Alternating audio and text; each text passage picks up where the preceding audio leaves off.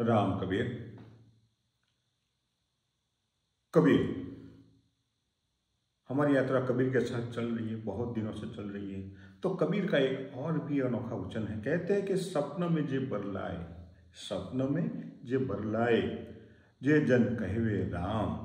सपन में जे जन बरलाए कहवे राम। ताके चरण की मोजड़ी, ताके चरण की मोजड़ी और मेरे तन का चाव। एक कबीर का वचन है, बहुत ही अनोखा है। कबीर कहते हैं, यदि हमें परमात्मा को प्राप्त करना है, उनको जानना है, तो कब जाएंगे? जब सुबह होगी, नींद से हम उठेंगे,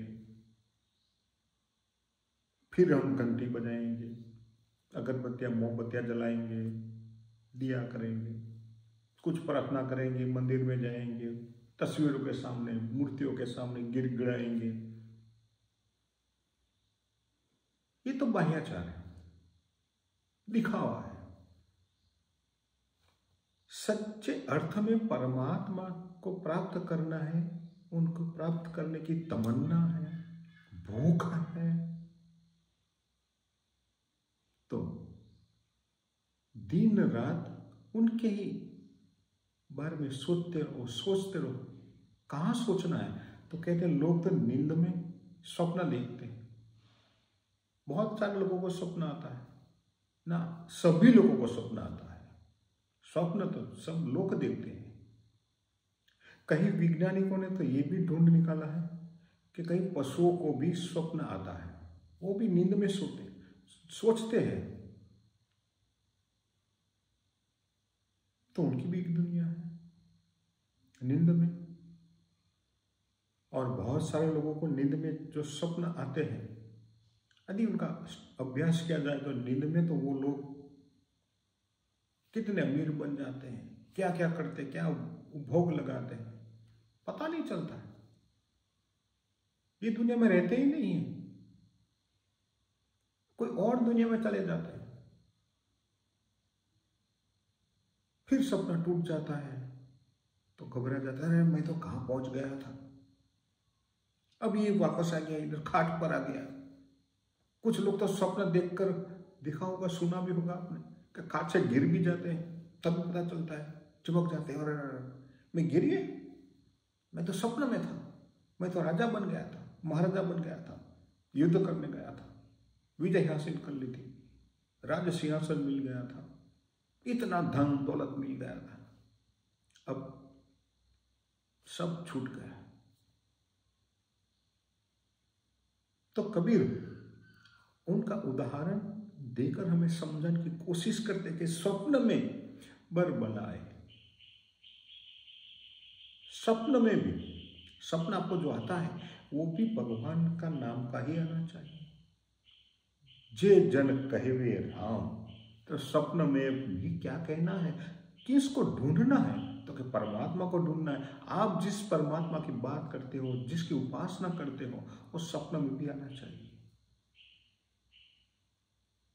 और कबीर क्या ख्वाहिश रखते हैं? तो ऐसा कोई जन है, ऐसा कोई व्यक्ति है जो बिल्कुल निष्पुल ये दुनिया में रहता है, दुनिया के काम भी करते हैं। काम तो करना चाहिए, कोई काम छोटा नहीं होता है, कोई काम बड़ा नहीं होता है, सारे काम तो एक समान ही है। मगर कबीर कहते हैं,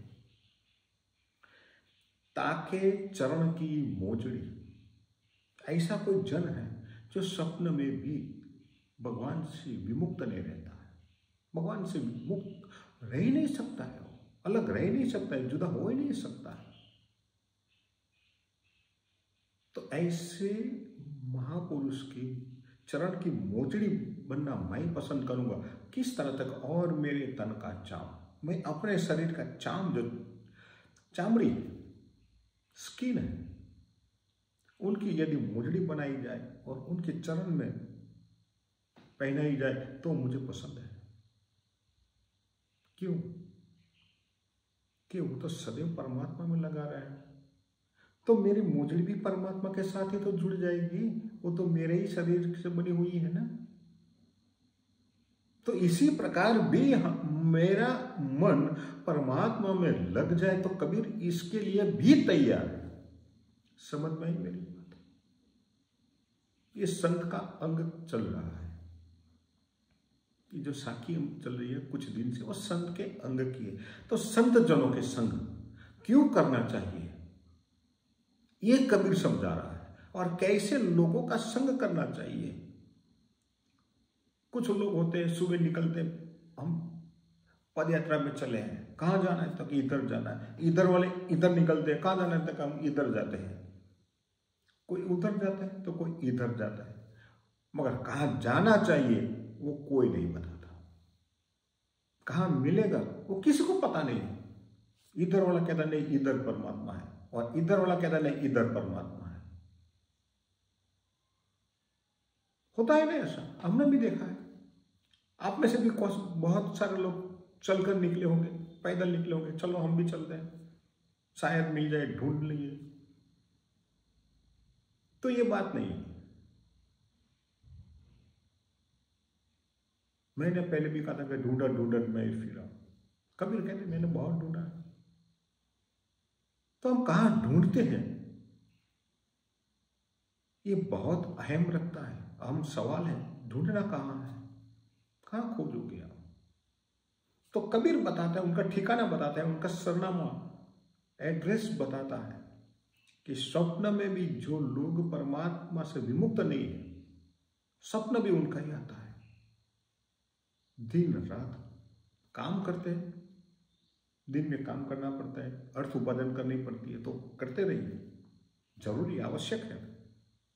मगर अर्थ उपार्जन के साथ साथ भी परमात्मा का नाम लिया जा सकता है, भुलाया नहीं जा सकता है। ये कर्तव्य हमेशा याद रहता है। नींद में सो जाते हो ये भी जरूरी है, काम करना भी जरूरी है, और सोना भी जरूरी है। अब नींद नहीं आई तो नहीं चलेगा।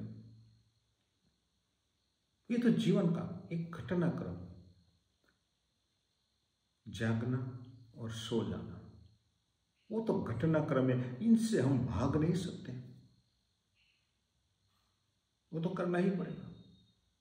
मगर अवस्था कोई भी क्यों ना हो, हमारा मन जो है उनके साथ ही जुड़े रहना चाहिए। हमारा कर्तव्य क्या है, हमारा फर्ज क्या है, दोनों इनके साथ जुड़ी रहनी चाहिए, एक स्थिर रहनी चाहिए, जो भगवत गीता में स्थित प्रज्ञ का लक्षण कहा गया। कृष्ण अर्जुन को कहता है, तुझे जो विषाद हुआ है, तू अभी रो रहा है, वो तो मिथ्या है, मिथ्या प्रलाप है तेरा, तेरी मति अब स्थिर नहीं है। इसलिए तुझे स्थित प्रज्ञ का क्या लक्षण है वो जानना चाहिए। इनके लक्षण जान ले, तेरी प्रज्ञा को तो स्थिर रख। तो कबीर भी यही स्थित प्रज्ञ का लक्षण बता रहा है। कौन सा लक्षण चाहिए? तो लक्षण तो यही चाहिए कि अवस्था कोई भी हो, हम सोते जागते कोई भी अवस्था हो, हमारा मन उनसे साथ जुड़े रहना चाहिए। किसके साथ? तो क्या संत जनों के साथ। तो ये संत जनों का लक्षण बता रहा है। तो आते रहिए। और कबीर ने जिस संतों की बात की है, बस ऐसे संतों को ढूंढिए, उनके संग में रहिए, और इनके संग में हम रहना शुरू करेंगे तो स्वप्न में भी हम अमीर नहीं बन जाएंगे, न रंक बन जाएंगे, न राजा बन जाएंगे, न पहाड़ पर जाएंगे, न नदी में जाएंगे। हम कहाँ जाएंगे? परमात्मा के सानिध्य में। तो हमारा स्वप्न भी परमात्मा का सानिध्य का ही आना चाहिए। तो ये आएगा, अवश्य आएगा। तो आते रहिए, सुनते रहिए, और कबीर के साथ साथ हमारी यात्रा भी इस परमात्मा के पथ पर चलती रहे, आगे बढ़ती रहे। इसी के साथ सबको सादर राम कबीर।